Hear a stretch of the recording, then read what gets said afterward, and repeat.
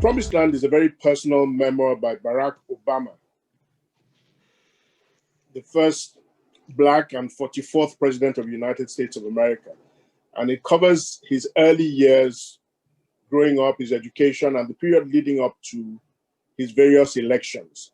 First to the Illinois State Senate, then the US Senate, the race for the Democratic Party nomination, and finally, the 2008 presidential election against the Republican contender, late Senator John McCain.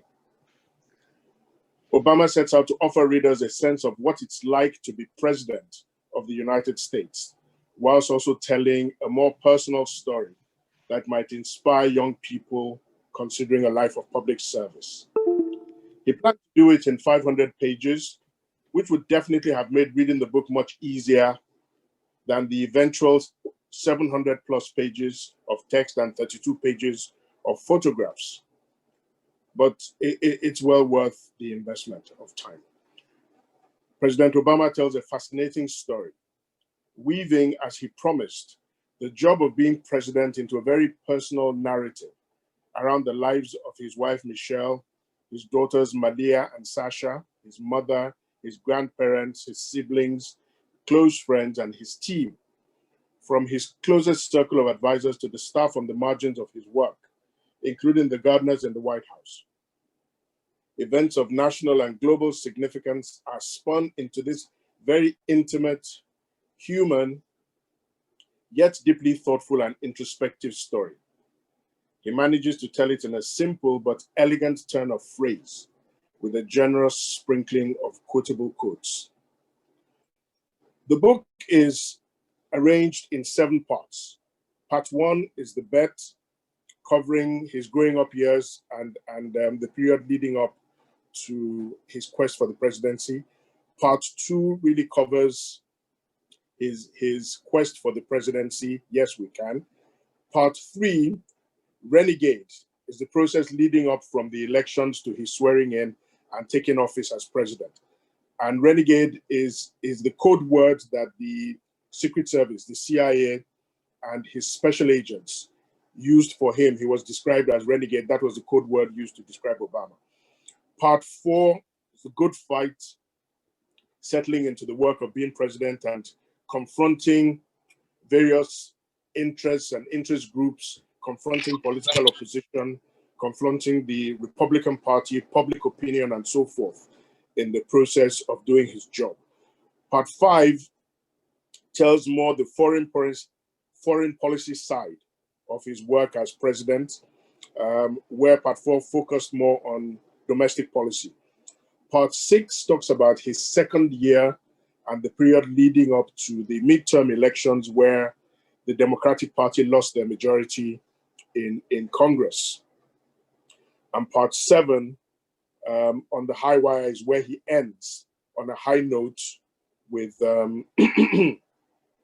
the killing of Osama bin Laden.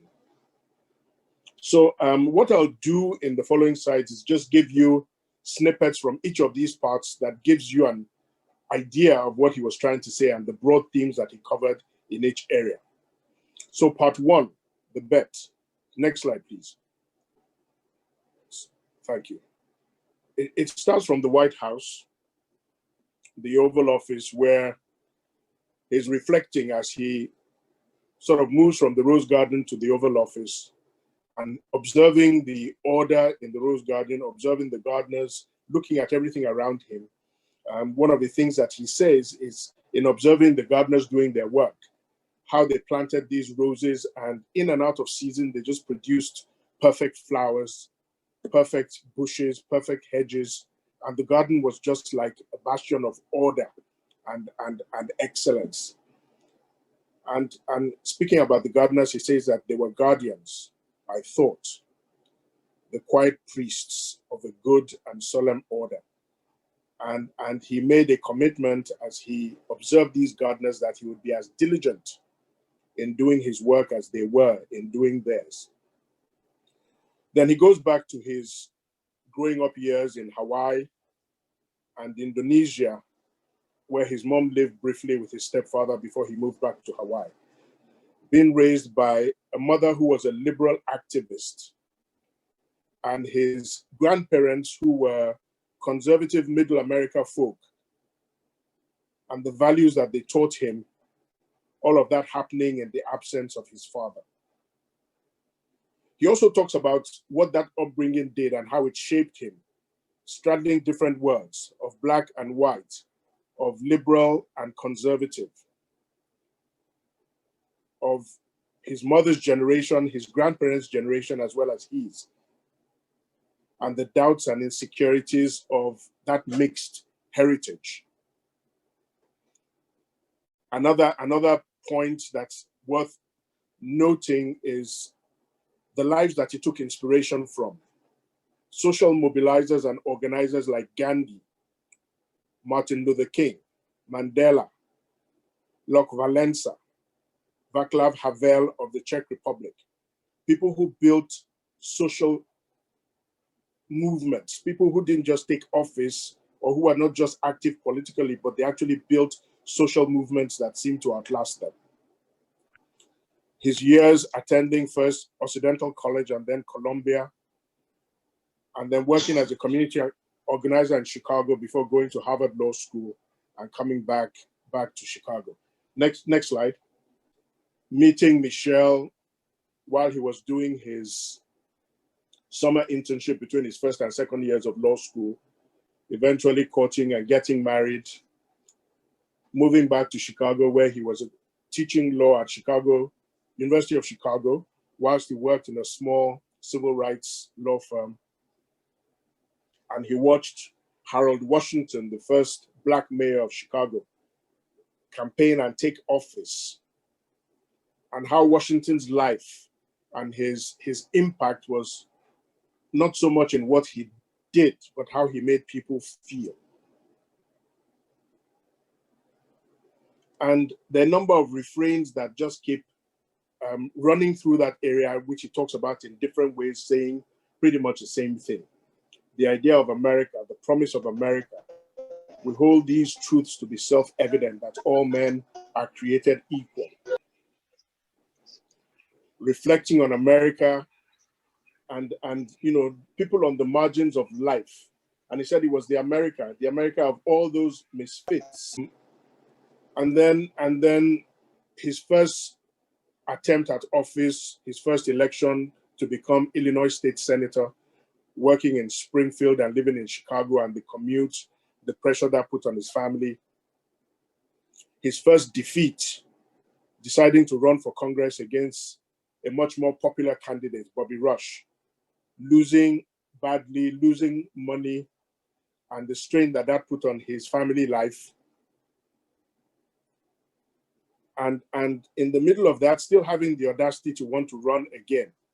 And when his wife started to, challenge him on that, and he said, well, and she was saying, we're broke, we have financial pressure, you're not at home, I'm raising the girls on my own. And so what are you going to do? What's your plan? And he says, well, he will run for office. He's sure that he will win. And then he will write a book. And when he writes the book, he will make some money and their problems will be over. And so she takes a good look at him and brings him some nice words from Jack and the Beanstalk, the fairy tale. Says, if you lose, in other words, what you're saying to me is that you have some magic beans in your pocket and you're just going to throw them and they'll become a giant beanstalk. And she still supported him through, and the rest is history. He went through that campaign. He became the first Black senator in the US Senate. And the night of the election, when his wife said, you really did it? And he said, yes, magic beans, baby, magic beans. And in this period, he also talks about how he built his team, the team of people that worked with him, his advisors, his aides that went all the way to the White House with him. And in that process, you see a few things, because he talks about each person. He talks about their personalities. He talks about what they brought to the table. And you saw how he was always picking people both for character and competence. He was always picking people for character and competence. He wanted to make sure that there were people that had the same values as he did, that had the same worldview as he did. He was always very, very focused on ensuring that he found people of like mind. But he also wanted to be sure that they were good at what they did. And as he was starting to think about running for president, one of the things that his wife said to him was, "Barack, why do you need to be president?" And he gave her an answer which is one of the memorable quotes from the book, and I'd like talking about how when Black kids and kids from the outside and those who were marginalized saw him, it would do something for them. It would change their view and it would change their lives. But please read the book. As I move on to the next section, I'd just like to read something that I think is like a linchpin for the rest of the book. It's just 2 paragraphs from the bet.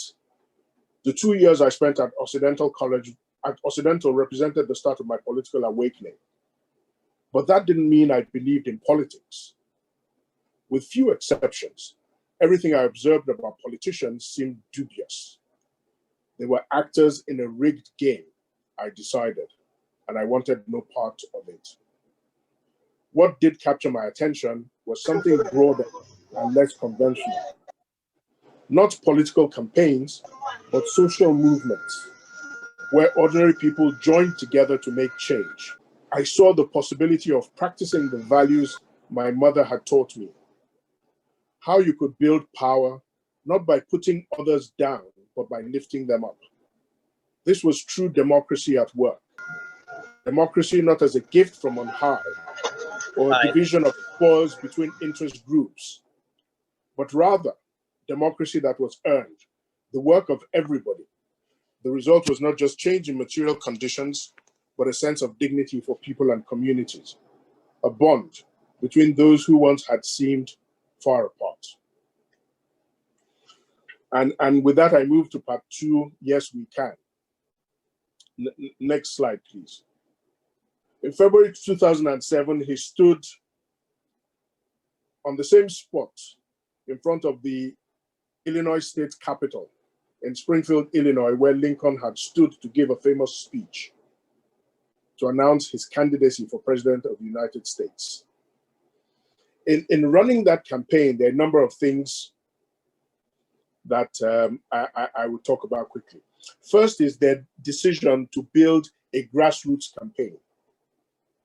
Rather than going for large donations from interest groups and big business, they decided to crowdfund, as we call it today. They decided to get small donations from millions of people, mostly young Americans. Of course, as the campaign built momentum, a lot of African Americans, a lot of excluded groups supported his campaign. And one of the things that he again said in relation to his campaign donations was that the campaigns said something. This is not all up to you, these donations told us. We're here on the ground, millions of us scattered around the country, and we believe we're all in. Yes, we can. It became arguably the most famous campaign and the most popular campaign in US electoral history, where they raised donations from the largest number of people ever, using the power of technology. They decided that they were going to be very focused in their campaign because he was an outsider. He had no experience.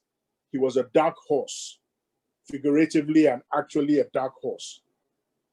They decided to focus on winning the Iowa primary, which is the first primary in the calendar in the US, and is usually a bellwether for what happens further on. And they decided to go en masse into building a grassroots movement in Iowa. Of course, the rest is history. They won that election and decided to use that strategy around the country. But they went into New Hampshire, which was the next primary, and they lost. And he said that that loss was important because it forced them to go back and think and focus and regroup and work harder and not take anything for granted. He also talked about getting a very important endorsement from Ted Kennedy. It's usually said that there are three pillars of the Democratic Party: the people, the Kennedys, and the Clintons. So getting the Kennedy family's support was very important if he was going to take on the Clinton machine that he was going to have to confront and defeat Hillary, who was also running against him for the presidential nomination of the Democratic Party. Yet another thing that they did differently was a strategic insight from Dave Plouffe, his campaign director, who was a young guy that had actually dropped out of college but was extremely smart. He used data, used analytics, and he came up with the idea of developing multiple paths to victory and focusing on not just the big swing states that typically campaigns focused on, but focusing on building large grassroots movements like they built in Iowa and getting lots of delegates. It worked. And it became something that, Dave Plouffe has actually built his life and his career now on helping people to win as outsiders. After he worked with Obama, he went on to work with Uber, the taxi hailing company, to develop their strategy using data. And another loss that they learned from was the mistake they made by refusing to concede Ohio and focus on Texas. They decided to focus on both and then lost both. The proverbial chasing two birds and catching none. Yet another thing in this section is the fact that he had to break his ties with his longtime pastor in Chicago, Reverend Jeremiah Wright, because Wright was sort of on the radical wing of the whole African-American political movement. It said a lot of things, which of course were quoted out of context when it was quoted. But he ended up suffering so much damage and distraction from his ties with Wright that he had to come out and publicly denounce Wright and, break his ties with him. But as his wife and him were seeing the likelihood of victory and moving from Chicago to DC to be president, one of the decisions they made was that as they went from Chicago, there would be no new friends, that they were going to keep their old friends, and that their closest circle of friends would remain the friends that they had had all their lives. The decision that served them well, because one of the things about his presidency was that they avoided scandal. Yes, we can. Next slide. And this was the same Obama who in 2000 could not get into the Democratic Convention venue because he didn't get a pass. By 2004, he was giving the keynote speech at the convention of the same party. And 4 years later, he was winning the nomination to run for president of the United States. It's a lesson in perseverance. It's a lesson in staying true to your beliefs. It's a lesson in staying the course. Talks about how he selected Joe Biden as his running mate. And I'll quote something that he said. What mattered most, though, was what my gut told me, that Joe was decent, honest, and loyal. I believed that he cared about ordinary people and that when things got tough, I could count on him. I wouldn't be disappointed. He also said that he not only gained a vice president in Joe Biden, he gained a brother. Of course, after winning the nomination, he had to mend fences with Hillary Clinton and unify the party behind him. He gained not just a vice president, but a brother. And then mending fences with Hillary Clinton and unifying the Democratic Party around his candidacy, and then going abroad because he was criticized for lacking foreign policy experience. So he went all around the world in speeches. And he also went to Israel, where he went to the Wailing Wall and left a prayer. He wrote his prayer, left it in the wall, but the journalists who had been following him pulled it out and published it. And the prayer said, Lord, protect my family and me. Forgive me my sins and help me, God, against pride and despair. Give me the wisdom to do what is right and just, and make me an instrument of your will. Thankfully for him, he didn't say, Lord, paralyze John McCain and kill my enemies with fire. I think he might have had real difficulty if he had prayed that kind of fire. He described John McCain and the contest with him, describing him as an opponent he liked and respected, going back and following the tradition where once you contest, you have to prepare both a victory speech and a concession speech. So everyone prepares both for victory and for losing the election and conceding gracefully. So that's something that certainly we can learn. And in the evening, as they went to the convention ground, his daughter said, Daddy, did you win? And he said, I think so. And his daughter said, well, it doesn't seem like many people will be coming to the party because there are no cars on the road. But that's because the civil service had cleared the roads and talked about taking office, going through the process of picking his team. And the first name he mentioned was that of Rahm Emanuel in the good fight, going to the G20 summit, meeting world leaders, meeting Václav Havel, who was president of the Czech Republic, one of his heroes.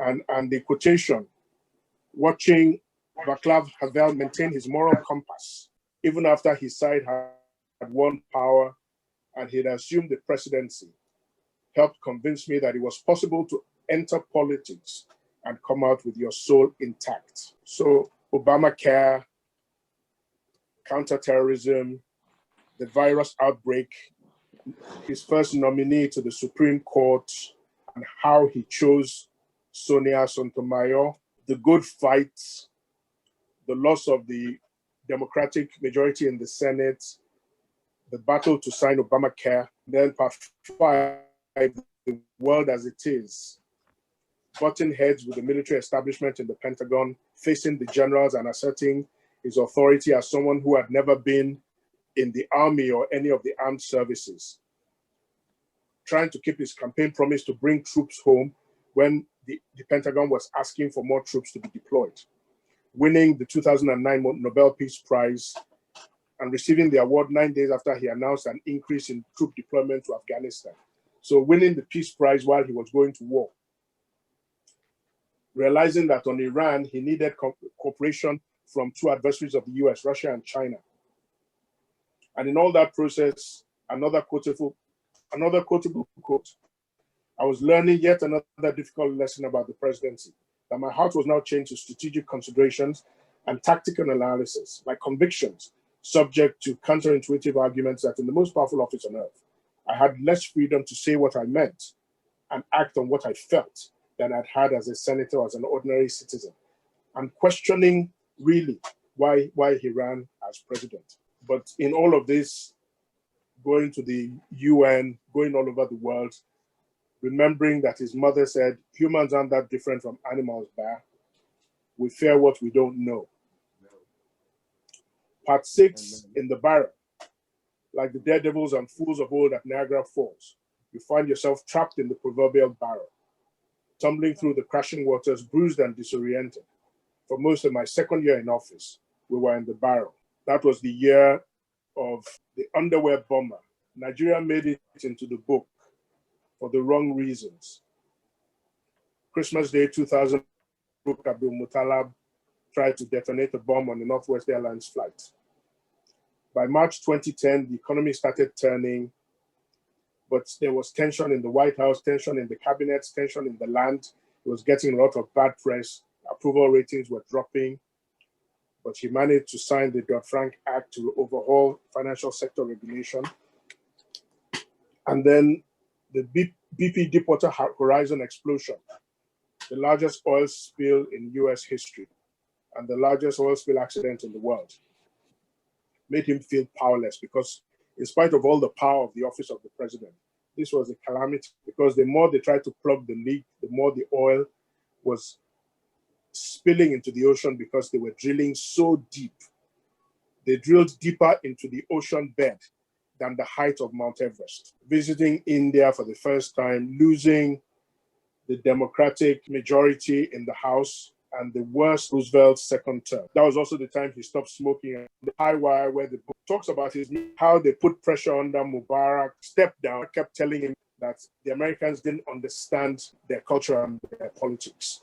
I tend to agree with Mubarak and say that the Americans were trying to impose a vision of the world on the Arab world that, with the benefit of hindsight, I think we can all see that the Americans made a mistake. Authorizing airstrikes in Libya, confronting Donald Trump and his lies about having been born outside the US and not being American and being a... The book ends on a high with the killing of Osama bin Laden and, recovery of his ratings, his approval ratings, and improvement in public opinion and the general mood of the people in the US. It's not an exhaustive story, but it's a long and complicated one. And Obama has told with elegance, with wit, and with very deep introspection, an engaging and deeply personal human story.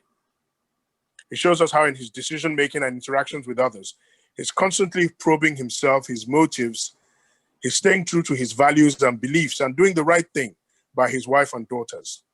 Although not deeply religious, Obama is highly principled. By choosing to dare conventional wisdom in aid of his beliefs, a man who invested time and effort in learning, developing his beliefs and building a network of like-minded and loyal friends, went all the way from being an unknown community organizer in Chicago to becoming the first Black president of the United States. From Obama, we learned that we can stay true to ourselves in spite of power and position, that you may be the most powerful man or woman in the world, but remain the same husband, father, sibling, friend. This is the story of one who chose to dare and strive of defense of his beliefs and values, and on winning, did his best to live by them. I strongly recommend the book, and we shouldn't let the length of it deny us of the pleasure of a promised land. Thank you.